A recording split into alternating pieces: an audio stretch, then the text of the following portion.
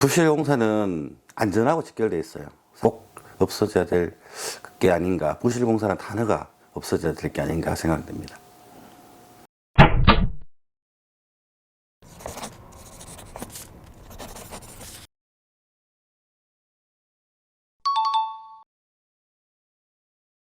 안녕하십니까. 저는 인테리어 전문회사 프라임건설에서 대표를 맡고 있는 권진영이라고 합니다. 반갑습니다. 그러니까 건물 뼈대 있죠. 구조체를 제외하고 정해진 돈, 예산 안에서 내 외부를 미적이나 실용적으로 이렇게 디자인하고 시공까지 하는 그런 일을 합니다.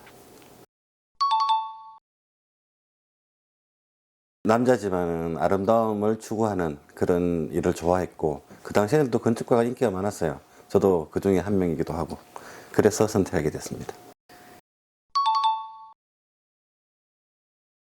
뭐 정해진 연봉은 없는데 초봉은 보통 최저 시급 정도 되고, 노력하는 대가로 이제 조금씩 금액이 올라가는데, 뭐 이 일을 해서 성공하시는 분들 많으니까 이제 최저 시급부터 이제 많이 올라간다고 보면 되겠죠, 그죠?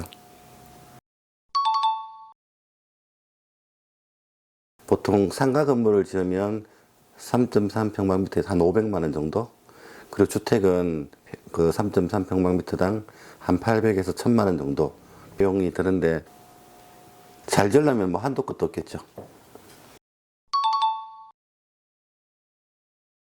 공사는 굉장히 불규칙적이죠. 평소에 많은 공사를 한꺼번에 하는 경우도 있고, 또 반대로 한가할 때는 또 조용하게 뭐 쉬고 그렇게 합니다.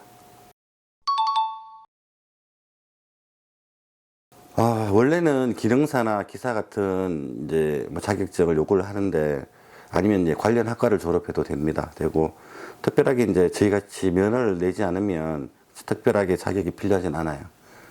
뭐 하지만 나의 추후에 있는 문제가 또 발생할 수도 있겠죠. 공사가 잘못되거나 한다면. 그 삶을 구성하는 3대 요소가 의식주잖아요. 그죠? 뭐 의식주 중에 이제 저희들이 담당하는 부분은 주거인데, 그 주거를 담당하는 부분이기 때문에 꼭 필요하겠죠. 저희 같은 사람들이. 그죠? 저희들 직업병이야 TV를 보든 어디를 가든 무슨 자재가 써 있는지, 디자인력이 맞는지 그런 것들 항상 보고 다녀요. 이 바닥이 뭐네 이렇게 보는 것처럼 말이죠. 다른 사람들하고 똑같습니다. 그게 직업병이에요. 한번 해본 적인데, 예전에 심시티라는 게임이 있었어요. 이건 도시 디자인하는 게임인데 그걸 해본 적 있어요. 재밌죠. 왜냐하면 디자인을 하는 거니까, 뭐 도시 전체를 디자인하는 거니까 이제 뭐 시간 가는 줄 모르는데, 근데 그거 하다 보면 너무 시간이 많이 가가지고 게임은 포기했습니다. 예전에 원자력 발전소 공사를 할 때 잠수함 같은 거를 수리한 적이 있어요. 그걸 이제 안에서 못하니까 밖으로 끄집어내서 왔는데, 그게 메디컬 에어락이라는 시스템인데, 그걸 이제 진짜 잠수함인 줄 알고 사람들이 구경하러 또 오고 그랬어요. 제일 고려된 건 사실은 비용이죠. 그러니까 어떤 금액이 정해져야 그 정해진 예산 내에서 디자인도 하고, 어떤 고객의 니즈를 얼만큼 반영할지 그렇게 정하는 거거든요. 사실은 비용이 제일 중요합니다.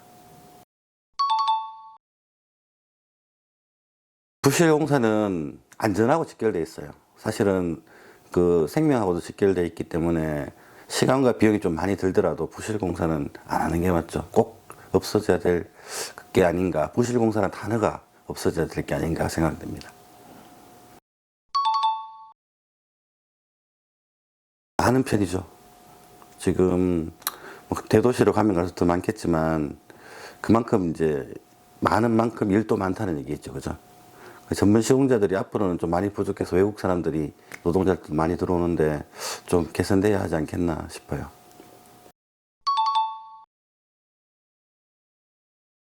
제가 이제 어릴 때는 원하는 집이 었는데 지금은 좀 달라요. 그러니까 나이가 들면 들수록 원하는 집이 틀려지는 것 같아요. 지금은 가족과 좀 편하게 살 수 있는 그런 집을 추구하지 않겠나 그렇게 생각합니다.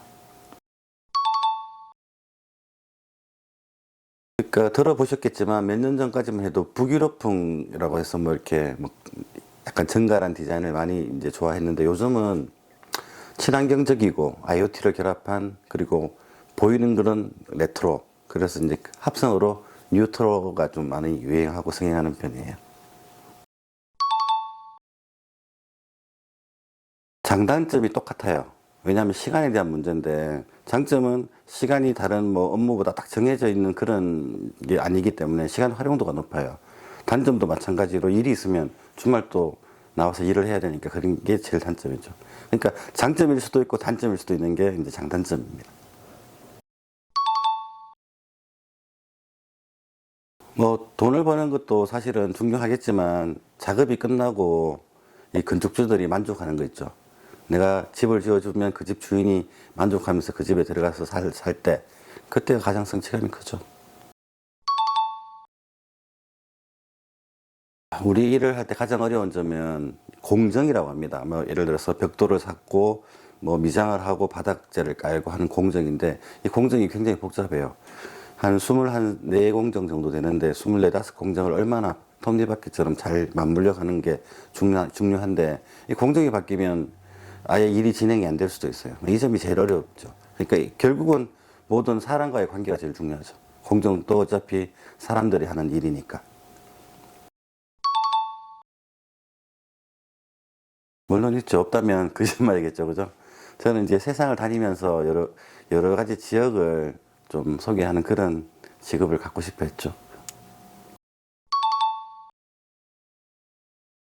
제가 일을 하면서 추천을 안 한다면 거짓말이겠죠. 그죠? 저는 일의 성취감이 굉장히 크기 때문에 많이 추천을 하는 편이에요. 보통 부모님들이 판검사나 의사, 뭐 공무원 같은 거를 이제 추천하는데, 이런 일을 잘 모르잖아요. 그죠? 저희들 같은 일은 일에 대한 성취감은 하는 만큼 이제 받기 때문에 만족감도 굉장히 큽니다. 그러니까 이 일을 좀 추천하는 편입니다. 오늘 찾아주셔서 고맙습니다.